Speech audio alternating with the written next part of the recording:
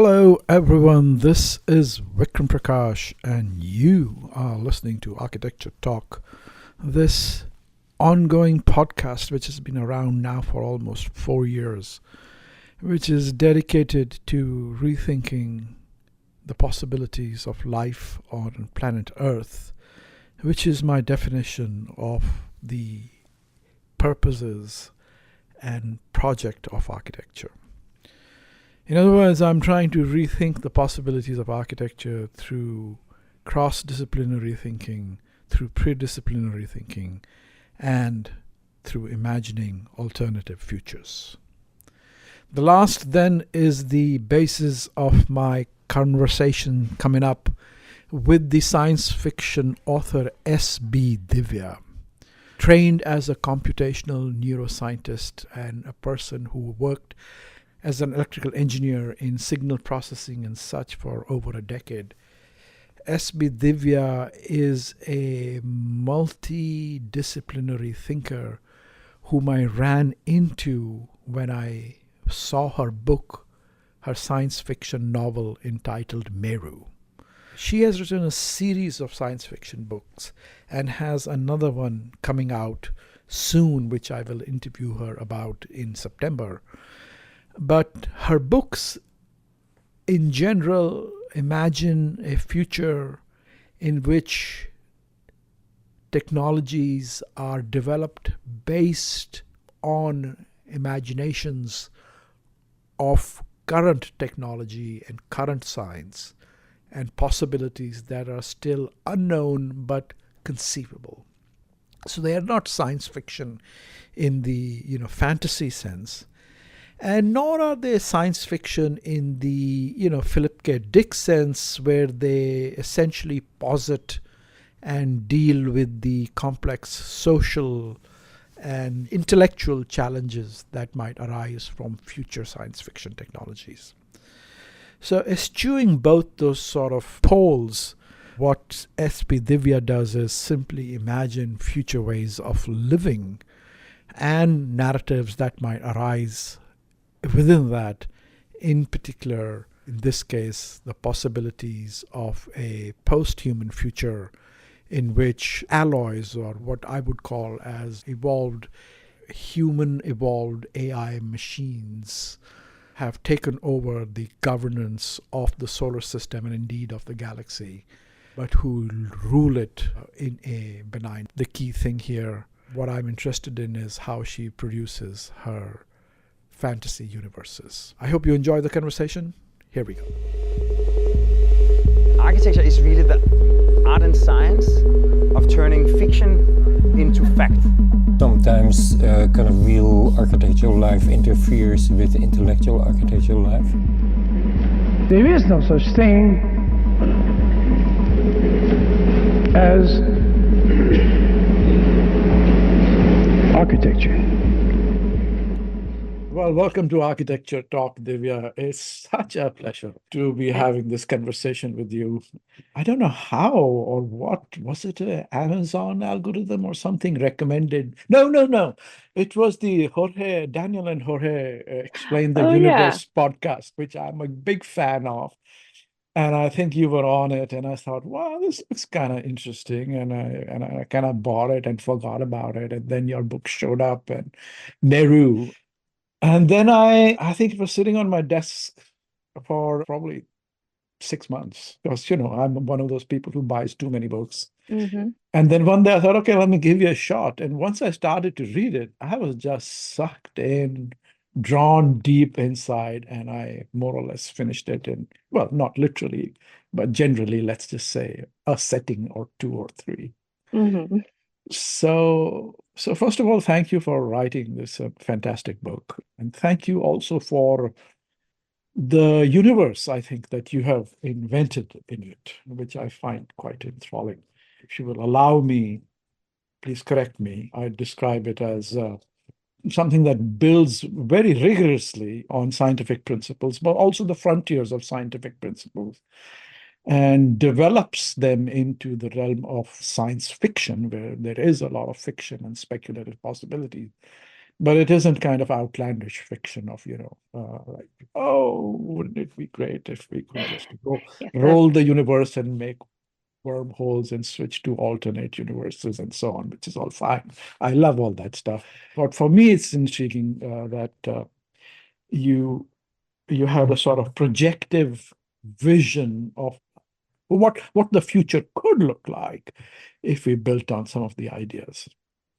So yeah, as you know, I used your book in my studio that I'm teaching right. this quarter, which is on building speculative futures. And I want to thank you again for interacting with the students, and I hope to bring you back and show you at least a quick tour of what we came up with, which is their own crazy imagination about the things that you provoked. Well, So first of it's all, my thank you. pleasure to be here. Yeah, absolutely. And thank you for having me and for having me at the studio. I think that was a really fantastic experience. Thank you. Thank you. So you are a electrical engineer with a background in various things, but it says here machine intelligence, high-speed communication, pattern recognition, digital music, medical devices. Oh my God. And it also says on your website you're a DJ, an oil painter, a Bharatnatyam dancer. You like heavy metal, classical, electronica, jazz. Hello. Such a fantastic description. I wish you had put architecture in there somewhere Oh, because maybe in the future. I But wish. but but tell me your story a little bit. How did you go from being a engineer into this sort of really, I would say, creative thinker? Well, I would say it started off as a writer first in some ways, or the two developed in parallel because I began reading science fiction around the age of 9 or 10, and I Mm. absolutely loved it then. And I started writing a little bit of fiction in my teenage years, which is also around the time that I developed a lot of interest in astronomy and astrophysics. And when I went to college, I fully intended to become an astrophysicist and pursued that for about 2 years before deciding, for a variety of reasons, that maybe that wasn't the best career choice for my life goals. And I didn't really want to be an electrical engineer or a computer engineer. I wanted to do something that had more of a frontier to it, more discoverability. So I ended up cobbling together my own undergraduate degree with a graduate department at the time, computation and neuroscience at Caltech. They, But let me interrupt you here. yeah. As a teen, you were just drawn into this. You said, what? Why? Why? Why? I think What was? in part, I have to say, because of the science fiction. When you read about people traveling to the stars and witnessing these amazing things in space, I was absolutely inspired. If I had been stronger and less myopic, literally, my eyesight had been a lot better. I would have probably tried to be an astronaut because I'm also an incurable traveler and I love seeing new places and discovering new things. And so I did a project in 8th grade in my science class on the life cycle of stars. And it was just so fascinating to learn about all that I think it just, between that and the intersection of the science fiction just inspired me to kind of So in the pick eighth grade, that as did a you career. did you have an amazing teacher that brought you in, or is this your family background, or just your friends, or it's just you? It was just, I think the teacher gave us a list of choices of things that we could do for our Yeah, project. And yeah. me and my best friend at the time, this was the topic. I don't remember if I chose it or she chose it, but once I started researching it, I just found it really interesting, to think about these enormous, powerful objects so far away from us that we're never going to see it in our lifetime. But to know that they exist, to know how they are born, how they die, It's I mind just thought blowing. it It's was really completely, incredible, right? yeah, Yeah. yeah, yeah, yeah, And yeah. and it kind of I felt that same way when I went into computation and neuroscience as my subsequent choice because I was like, we don't know a lot about the brain either. That's You know, right. physiology, yes, like okay, it's a complex system. There's a lot of details we don't understand, but we kind of have a broad general idea how things work in the body.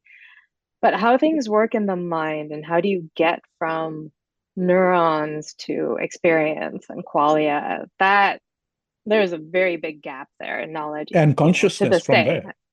Right. And what even is consciousness, right? Right. And so those kinds of questions have always fascinated me. I was very lucky to get Christoph Koch as one of my advisors before Mm. he became famous, as an undergraduate. And so, these are questions that he has explored and continues to explore. Okay. And I've kind of been delving into them through science fiction, right? Through my writing.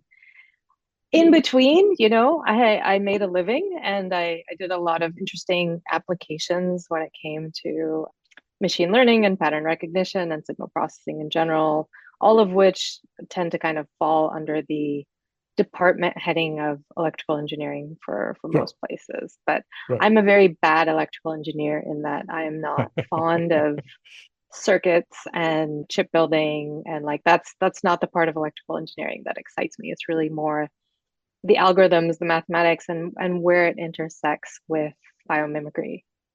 Okay, so connect it all for us. Give us the short line answer of what's the connection between a collapsing neutron star and brain consciousness. What is the odds? Oh, the connection for me is really that we understand so little about both of them. Mm. One is this distant, seemingly irrelevant object, and the other one is absolutely essential to our everyday being. But Mhm. both of them are still, at the end of the day, kind of black holes, right? We don't have a good scientific grasp of what is consciousness, what is sentience, what is experience, where do these things come from? How do they arise from the soup, the biochemical soup that makes up our bodies and our brains?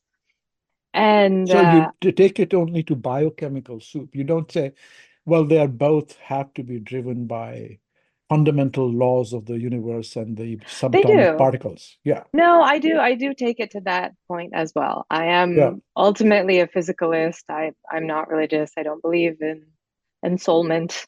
And so I do think there has to be a physical explanation, but I also believe that we don't know everything there is to know about Oh, for physics, sure. Yeah, right? yeah. I feel like every 100 or 150 years, physicists kind of feel like they have it all figured out, and then something comes along and disrupts the models, and we realize we have to think deeper or rethink even some of our assumptions. And so there's probably something underlying consciousness and our experience that maybe we don't understand yet in terms of fundamental physics. I mean, Penrose has some fascinating ideas. Christoph has some fascinating ideas. So there's a lot of cool hypotheses, and I don't even know that I would go so far as to call anything theory yet, because very little of it is testable, right? But you are So sort yeah, of to me, testing it. it's just two frontiers, right? Two very out there frontiers of science, that both of which I just found really, really fascinating. But you are testing them, your hypotheses through science fiction. Yes? I suppose I'm at least exploring them. Yeah, not Yeah, testing. I thought agree. experiments, I Exploring, guess. thought experiment. So your thought experiments, to what end? So you create these new worlds, and there's a nice story arc. I'm not going to give the story arc away, but it's a love story, guys. I'll let you know. But at a more general level, it seems like you're to me, tell me, what is it you are doing? It seems like you're testing possibilities of futures. Yes, I mean, Yeah, what is the sort of the line that connects your speculations or hypotheses about what the world universe is and the stories that you're writing? I think fundamentally speculative fiction, to me, this isn't the way everybody approaches it, but to me, it is always starts with a what if, you know, Mhm. what if this happened? What if the world was this way? What if we discovered something? How does that then affect people? Because I think also stories ultimately are about people and how we interact with the world that we live in. And so the thought experiment, yeah, starts with that postulate, right? With Meru, it was, what if 1,000 years in the future, human beings are no longer the dominant species, and instead our post-human descendants have basically created a new model of civilization, one which is not just post scarcity, but post necessity, one in which they try to do the least harm to their environment, Mm-hmm. fundamental principles in the way that they approach life is different from what we have today. Mm-hmm. And so, from that sort of seed, I ended up building out a lot of the details of this world. And I tend to go through an iterative process of coming up with the idea, but then coming up with the characters, and then an initial storyline, a plot, and letting the three sort of iterate. Mm-hmm. Sometimes I want the characters or a plot to go in a certain direction, and so I might have to craft the world to allow that to happen in a Mm-hmm. plausible way. Sometimes I really want certain aspects of the world to be true, like Podrons, where the alloys don't have any permanent structures. So, no Mm-hmm. cities, no outposts, no space stations, right? Mm-hmm. They come together until and create a temporary structure until it's fulfilled its purpose, and then they split up. And this is intentional. And so that was an anchor point in the world that I wasn't going to violate Okay. for plot convenience, right? Right. So some things, it's like I said, it's a feedback process, or I often call it a triangle, where I try to balance these 3 points of what is the world like, who are the main characters, and what's their journey, and then what is the plot, what are the events Right. of this particular story that have to occur. So a future world governed by post-human alloys, which is post-scarcity and post-necessity.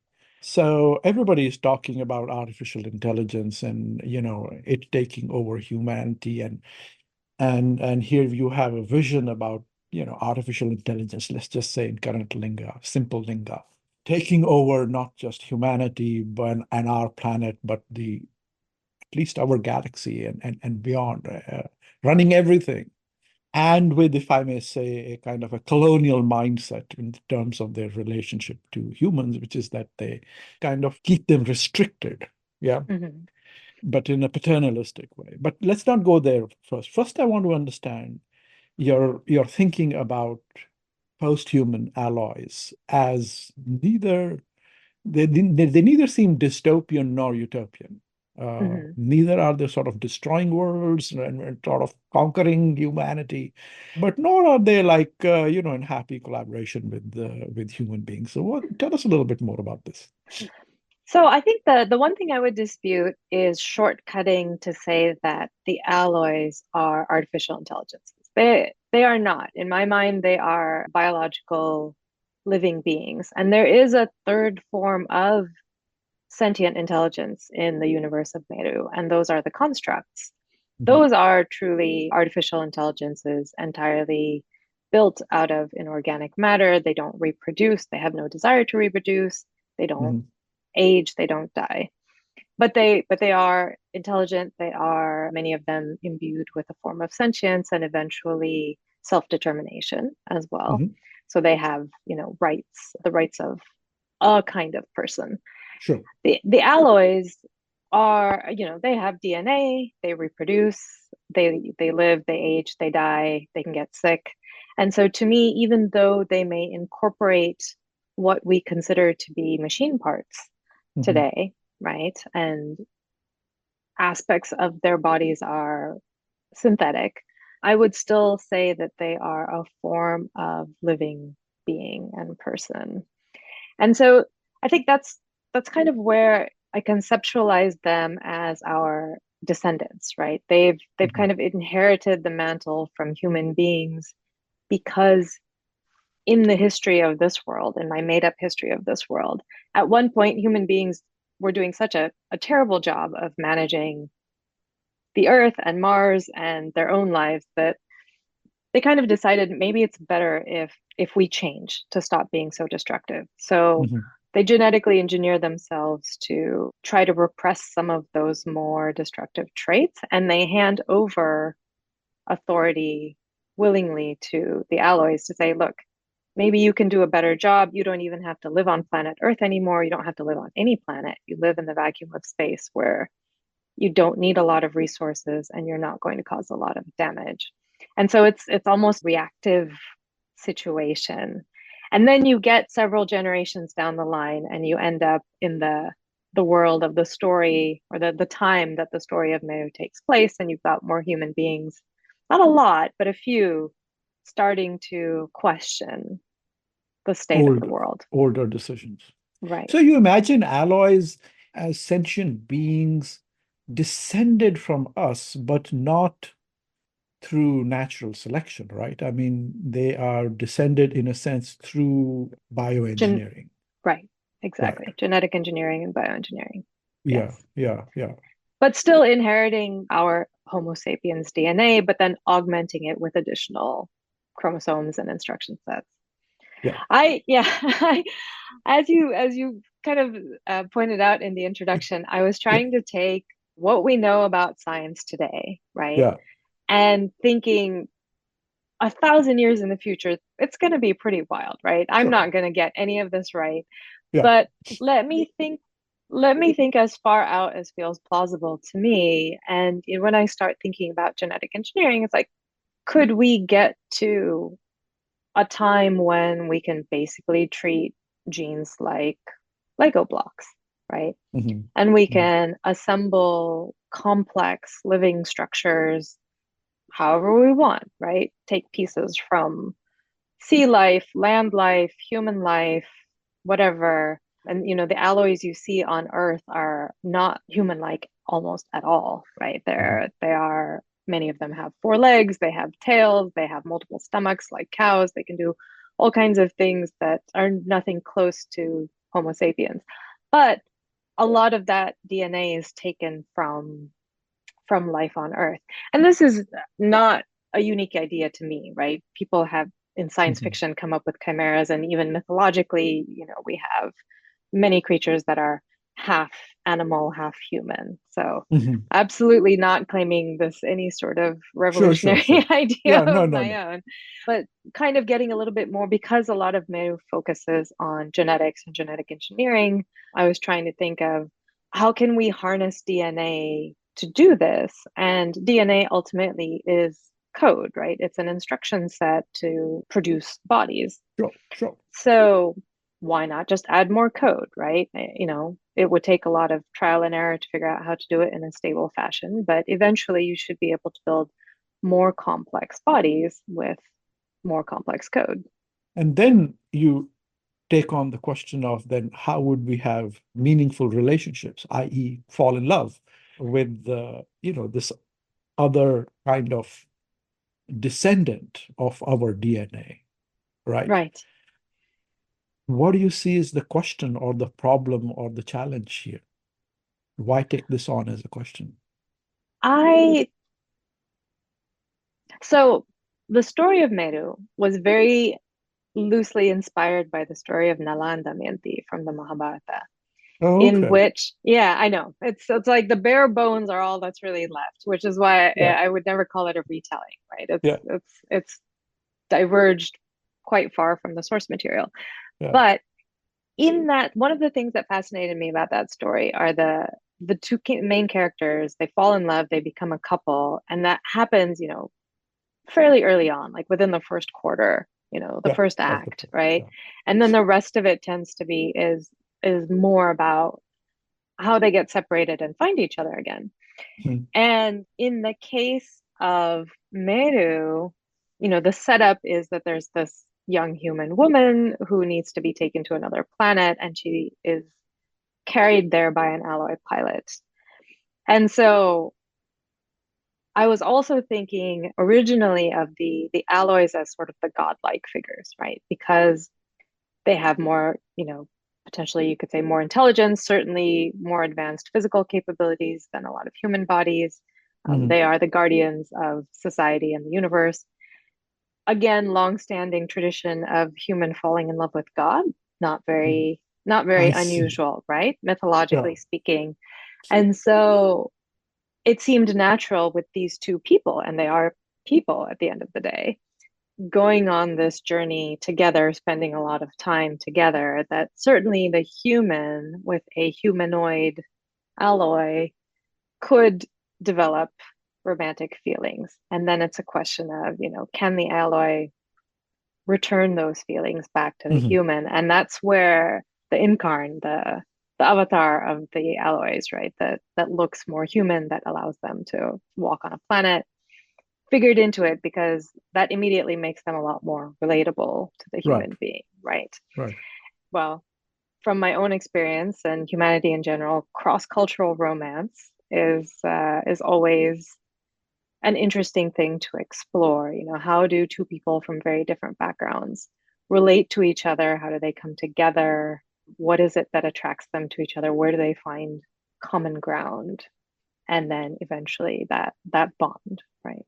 No, no, I'm very familiar with that, given my own personal relationship. It certainly feels more than cross-cultural, but now I'm seeing that, you're picking up, there is a long lineage of humans and divines in the Right. Greek history, Indic history, and so on, where people fall in love. So that's a well-established tradition. I didn't really think of alloys as as demi-divine or even divine. I was thinking of them as rigorously just advanced humans in one sense. In which case, I think it becomes, even more plausible, right? We also have plenty of science fiction where humans fall in love with aliens, Well, aliens of no, but right? I was looking at Um, the opposite issue. It's like right, we are advanced monkeys, aren't we? right. Right? But we don't find people talking about falling in love with monkeys, or do we?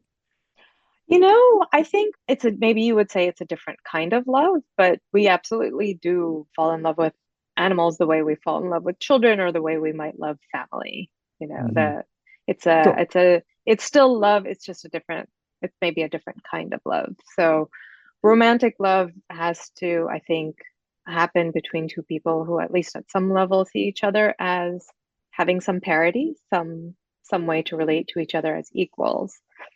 And I don't think most of us would see monkeys and apes as equals just because the communication is a bit of a problem. But that's where I think aliens, gods, mythological creatures like, mermaids and centaurs, all of these who have intelligence and the capability of speech are much easier for humans to fall in love Sure. with in stories. Yeah, because also you created the go-between of the avatar, which makes Right. good sense. Then then that makes engagement possible. So that's interesting. If we go in the other direction, one could have even read this as a question of transgression of normativities. This is not supposed to happen.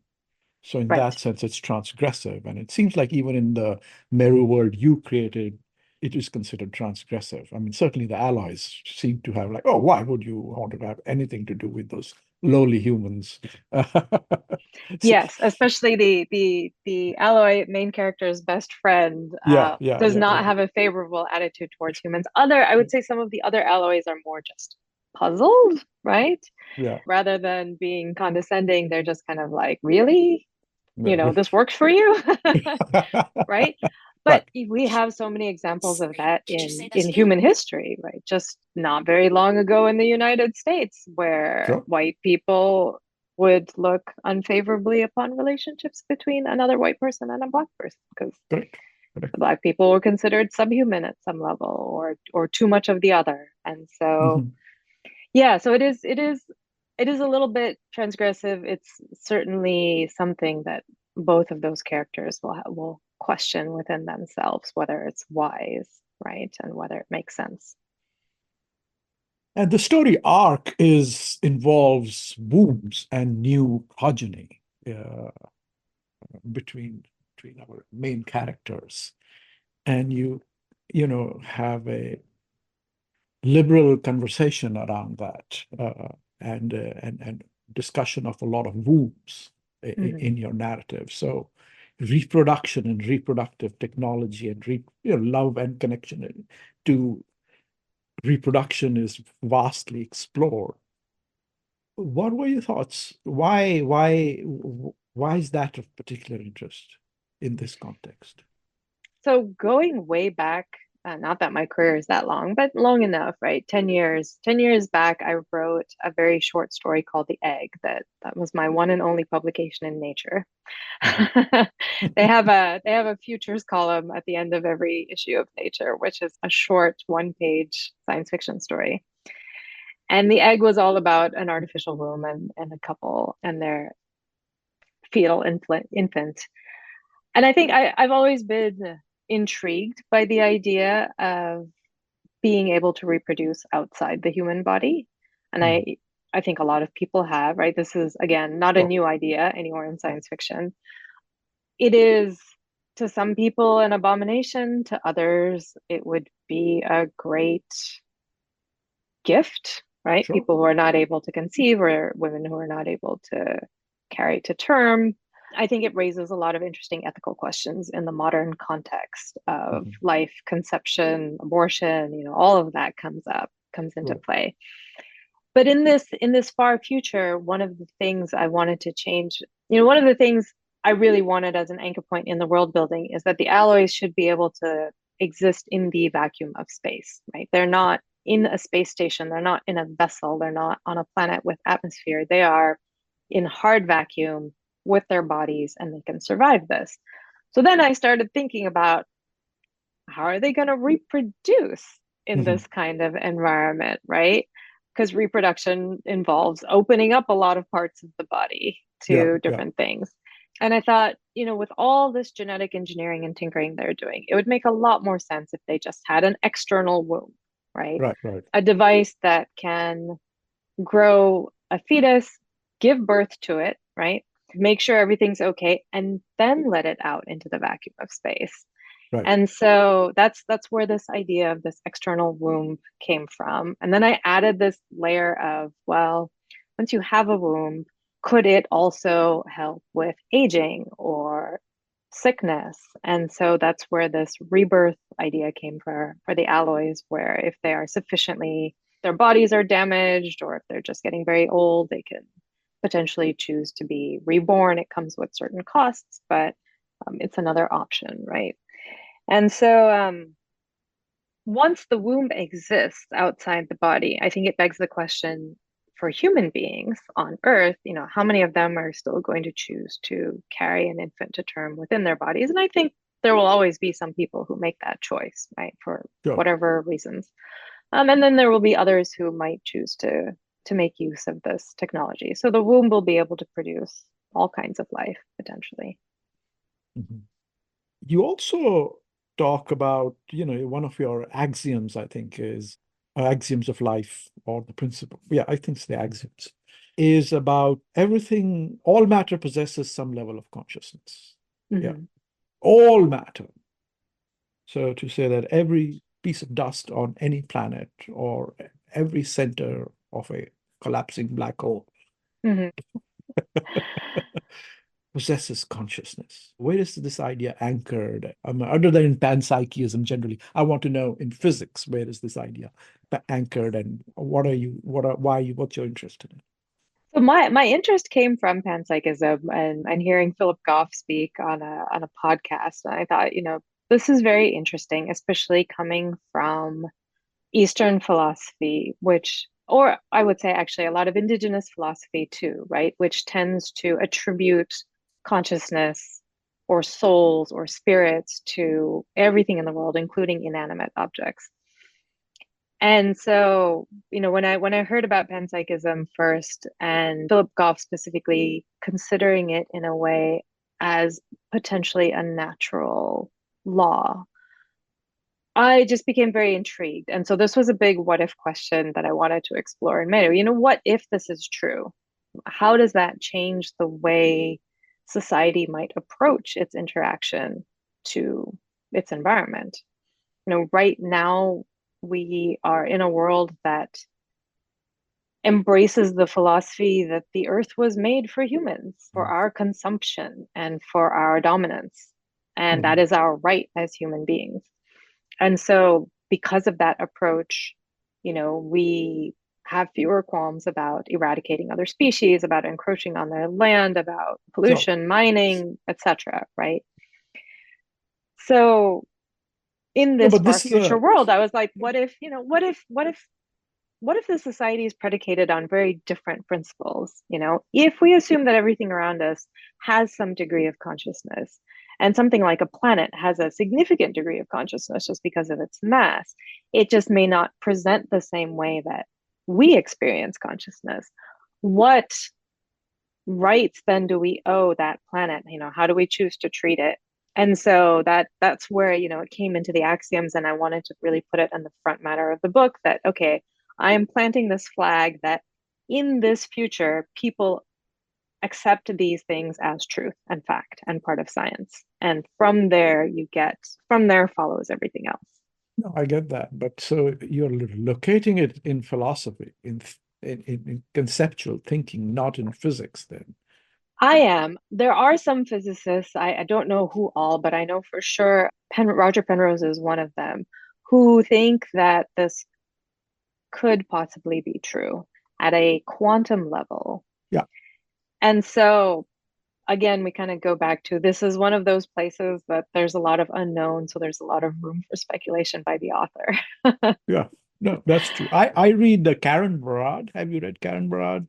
I don't think so. She's also a subatomic particle physicist turned queer feminist theorist.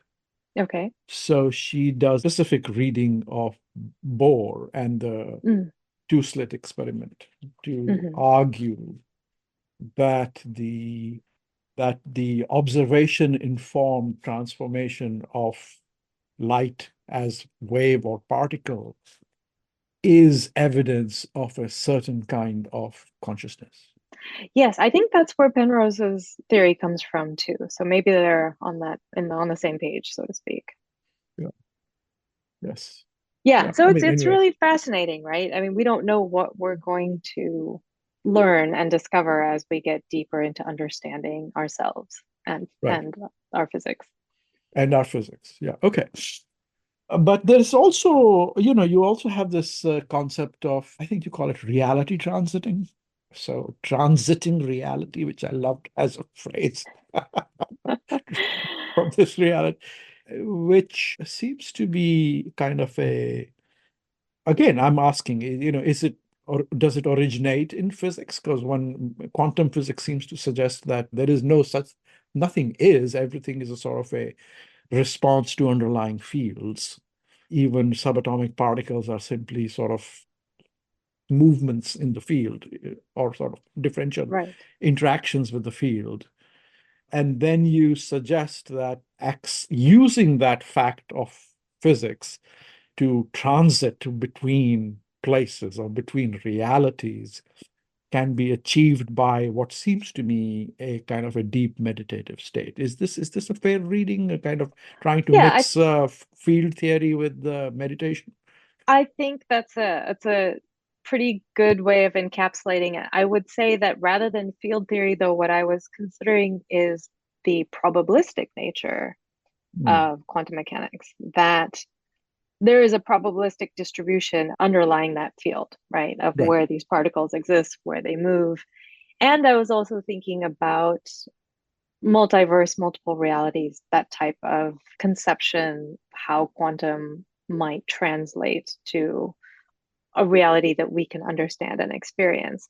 And so, if it's true, right, that everything is probabilistic, and if I'm going to digress for a minute and say, I recently was reading The Hitchhiker's Guide to the Galaxy audiobook with my teenager and my spouse on a long car ride, and I'd forgotten that Douglas Adams has this improbability drive, right? And that is how his ship moves vast distances very quickly.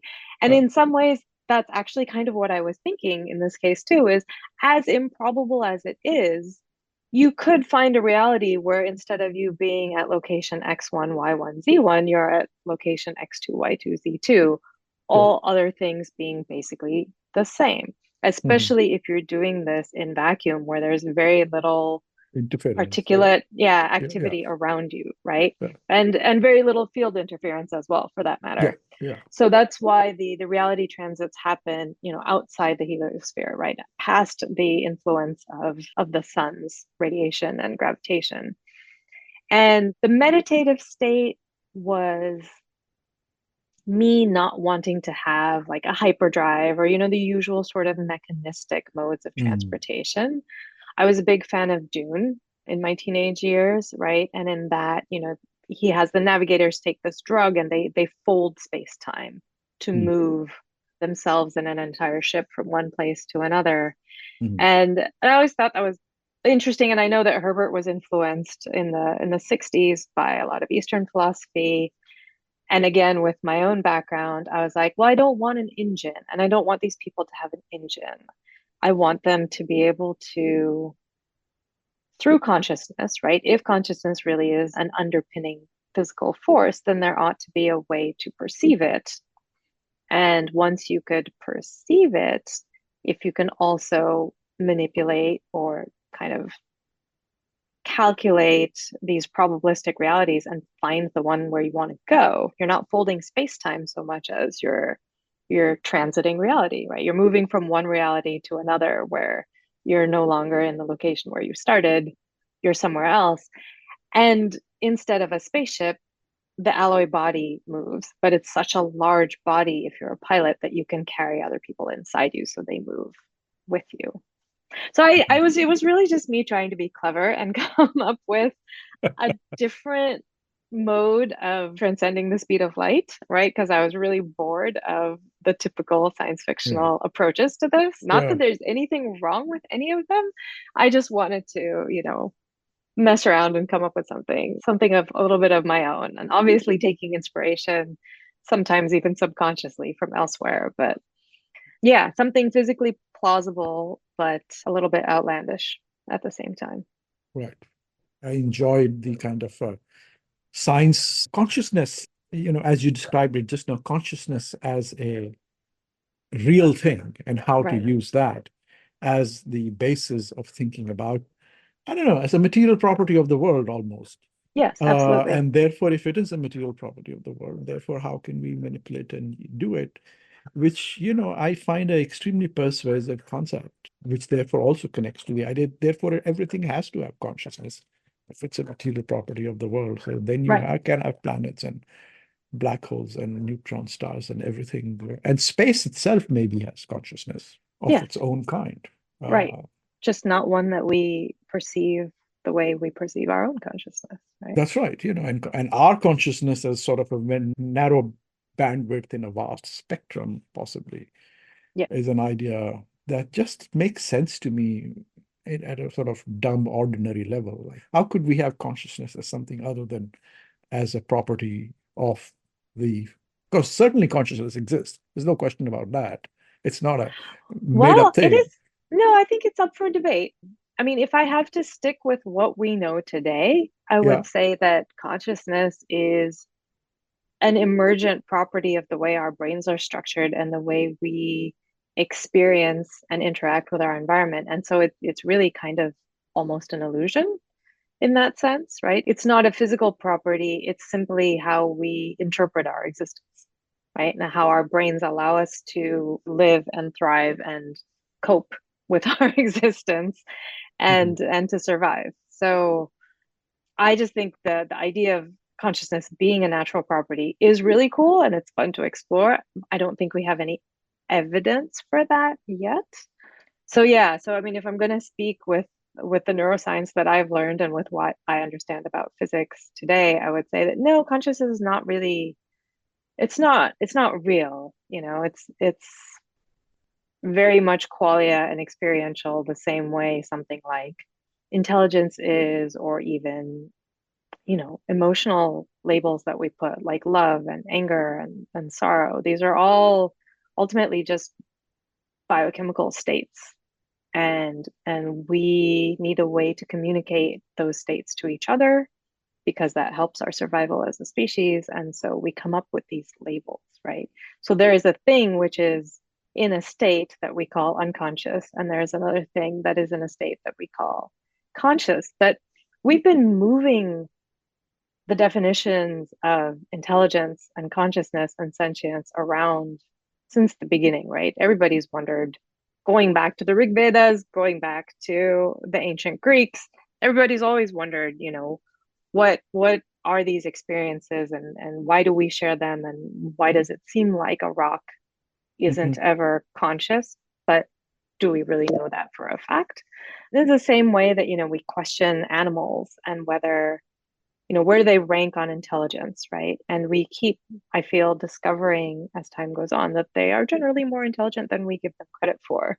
There's recent news about sperm whales and the complexities Yeah, I of their saw that. language, right? The alphabet, And yeah. everyone's like, oh, wow, who knew sperm whales could be so smart? And it's just like, okay, well, we taught apes sign language. We've taught chimpanzees. We've taught a lot of primates the rudiments of language. Obviously, they had the capacity for it. There are many, many animals that, as we study them further, are using tools in various capacities, right? There are animals that are passing knowledge down, like gained knowledge, wisdom down to their offspring. So things that we used to think were very unique properties of human beings clearly are not. And now we are reproducing intelligence in machines, and it's making people deeply uncomfortable because it certainly seems to mimic human intelligence in some ways, but also not in other ways. It's an alien form of intelligence. But it's doing things that we used to consider the unique province of a human brain. So where does that leave us? Right. And No, where does those are that leave these definitions? And so, yeah, I think, I don't know. I still think we kind of have to make do today with the best of the knowledge that we have today. And while panpsychism and universal consciousness is cool, and I think it could benefit us in society to try to have some regard for that, I don't think there's much evidence for it yet as a theory. okay. No, and I'm not a neuroscientist by any means, but even as an emergent phenomenon, you use the word almost an illusion. Like it can't, emergent phenomena aren't illusions, right? They So are, I would say, conveniences. So in a way, it's an illusion, like all of thermodynamics. That's my favorite example, right? You have millions of atoms moving around in a jar, and then we decide that the average kinetic energy is something we call temperature. And when we touch it, it's hot or cold because that's how we experience that kinetic energy. But at the end of the day, it's still just a bunch of atoms or molecules flying around in a jar. And there isn't really such a thing as hot or cold. Those are emergent properties. Temperature is an emergent property that makes it really convenient mathematically to deal with this as a model. Sure. Right. Sure. There isn't a property such as hot and cold, but it is still an experience. Okay, or differently, there can be so many other emergent systems everywhere in the cosmos, correct? Right. Yes, which are absolutely. not like weather. well, weather certainly, but I don't know. The Big Bang could be an emergent phenomena. Sure. I don't know what's going on in that jar as an emergent phenomena, or in the sun with its fantastic solar flares. I don't know if you saw the aurora down in California. But Sadly, well, not down where we are. It was cloudy too. Well, it was amazing here. I know, I saw the pictures. Very jealous. Yeah. So, I mean, if it is an emergent phenomena that works for us, it can only work because somehow it emerges out of the systems of the real world. Sure. Which therefore suggests that it has got to work for everywhere else also. It can't be only working for us, is Right. my thinking, right? To me, from an outsider, it seems like emergence nevertheless has somehow, in some way, to be indexed. Yes. Physics. It just can't be like whatever you want it to be.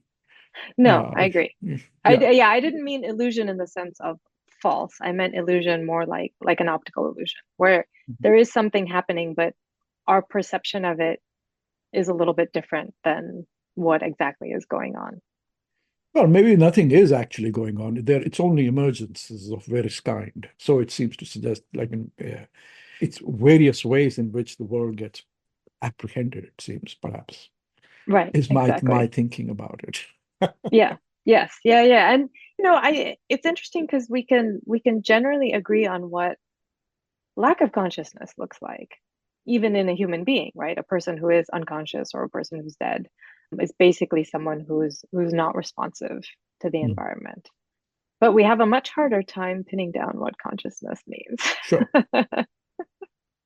But tell me, you talked about picking up ideas from Nala Damayanti and cross-culturality, cross-cultural relationships and so on and so forth. One of the things that I found very intriguing, though I never quite figured out, was your singular use of Sanskritic names everywhere and of Sanskritic titles in the books and Devanagari, Sanskritic script on the headings of every chapter.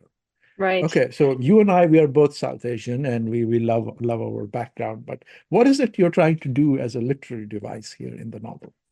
So there were two things. One, it started out because this is from an ancient Sanskrit epic.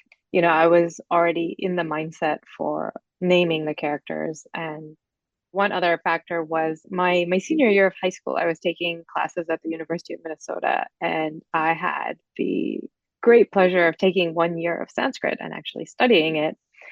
And so I kind of wanted to just dust off my own. And then the last thing was I was thinking about the alloys and the fact that they have, this extended memory capacity beyond their organic brains to store information. And I was like, once you have that, you could stick all kinds of stuff in there. And these are very long-lived beings. So just like any society, there's going to be trends and fads. And so I was like, what if they had trends of resurrecting old semi-dead or dead languages? And that kind of becomes a fashion trend for a while. So you name your children from that language. Maybe people even actually learn to converse in it. And so I kind of put the three things together and was like, okay, so this is going to take place at a time when, this is the trend amongst the alloys is like, oh, let's bring back ancient Vedic Sanskrit as kind of a cool thing. And so that's where the chapter headings and some of the names and stuff all kind of come into So, as play. a literary device, you're trying to make ancient Vedic Sanskrit cool for the new millennials of of Yeah. the science fiction world. Yes, do I read you? I think it's more just injecting a little part of my heritage into my work in a way that hopefully is plausible and fits with this world. Yeah. Well, that was a beautiful part of the whole literature. I thought so fantastic to do that. I was moved by it because it resonated with some things. When I teach South Asian history, I always tell my undergraduate students, at least, that I'm not going to run any exams on you, and this class is not about teaching narratives about them there. I'm trying to give you knowledge and information which is potentially, hopefully, interesting to you, your lives, and your futures. Mhm. So take all the things that I'm showing you and design me a contemporary structure which you would like to be in. Right. Because I think it's a big problem that often enough, when we are talking about futurity, we need hyperdrives, Western Right. sort of technology. And when we need kind of weird, cool concepts, then you can bring in the Hindus. But it's good to sort of ancient stuff. So it's Right. this that sort of division is not productive. So it was fantastic just to see both the language, the script, and the names up front and center. So Yes, I was very happy that my publisher, my editor actually were willing to work with me on getting the script right because so back in that high school day, after my first quarter of Sanskrit, my mother actually ended up auditing the class with me because she had studied Sanskrit in high school and she's always been interested in languages. And so she and I kind of put our heads together for my chapter titles to make sure I think she has either she has a copy of the Monier Williams dictionary or she just helped me out looking it up online to make sure I got the characters right, because the Devanagari script is not the modern Hindi script, right? There are Sure. some nuances, and my publisher picked a specific font and laid out the book and sent me the proofs. And so, I forget what, I was super busy with something at that time. So I was like, please, mom, can you look these over and make sure they're right? Because I had given it to them in a certain script and they had translated it to a different font. And so, yeah, so she cross-checked it, and then we finally found a font that worked for all the words that I needed to have. And I actually ended up changing, I think, one of the chapter titles just because they were like, there was not a good standard font that the publisher could go to print with that would use the word that I originally had. So these are kind of the vagaries of publishing that kind of reared its head. But genuinely, like, I thought it was really great that they were willing to work with me on getting it right, because that was important to me. Fantastic. So I'm reading the last line of your official bio for the last question here, which is like, it says, she enjoys subverting expectations and breaking stereotypes whenever she can. Right. Uh, so I know you have another book coming out, and I'm hoping to do another podcast conversation on that in the future. So what's going on? What's brewing? What's coming next? What sub expectations are you subverting for Right. us? Well, then the next book is Loka, and it is a follow-up to Meru. It's not a direct sequel. There's a time skip. The main characters are different. And this book really explores life on Earth. In Meru, our main character, Jayanti, starts off on Earth, but very quickly she takes off, and it's a big space adventure, which is awesome. But I realized I hadn't really spent a lot of time thinking about or showing what life is like for human beings on Earth. Are they happy? Mm, Are they not happy? What does it mean to have these sort of advanced guardians, in stewardship of our planet, right? They're I not see. they're not ruling over it in the traditional sense. And so Loka is basically about this young girl, 16, 17-year-old girl, and her friend who circumnavigate the globe, the Earth. Mhm. And it's kind of a travelogue. It's a bit of around the world in 80 days. They're doing this challenge. And Mhm. and so you get to see different parts of the Earth on their journeys, and you get to see how human beings are living, which ones are happy. Loka is the what I call the managed portions of Earth. So the alloys haven't gotten to the point where they've transformed all of the Earth back to its more natural state from where it was during the industrial, digital, and gene mod eras, right? And then there are these out of bounds zones that are less managed, and where humans are a little bit freer to live in their own ways. And so you can also get to see the contrast between those two.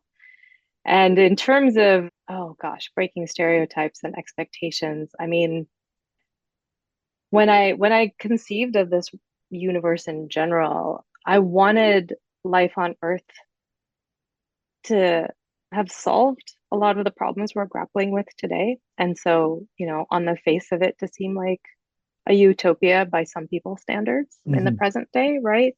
But there's never such a thing as utopia. Somebody's always going to be dissatisfied, right? But I also wanted those dissatisfactions to be not stereotypical. This is not your, like, we're rebelling against the overlords type of situation. The overlords in this case are first of all not lording it that much, and second of all, I think by most objective modern day standards, doing good things. Yeah. So this Yes, is I work. so this next book is, it's another adventure story, except this time rather than a space adventure, it's a little bit more ground bound adventure, and still exploring, what does it mean to be human? All of my favorite themes. What does it mean to be free? Where does the individual fit in the larger fabric of society? And the main character really somewhat coming of age and finding her place in the universe. All right. Well, fantastic. I'm looking forward to it. I have it. And once I've read through the whole thing and the book is out, I'm looking forward to having another conversation with you about it. So Awesome. Yeah, it'll be out August 13th, so hopefully we'll reconnect in the fall. it's around the corner. Thank you for all your work. Congratulations for Meru. Thank you for again being part of our studio and for recording this conversation with me. You're very welcome. My pleasure.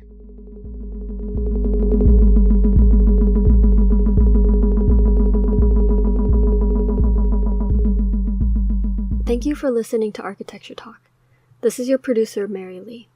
We hope you enjoyed the conversation, and if you did, please subscribe and rate us on iTunes or Spotify. We would also love to hear from you if you have any suggestions on new topics or guests. You can always reach out to us on our website, Facebook, or Instagram. Thanks again, and until next time, this is Architecture Talk.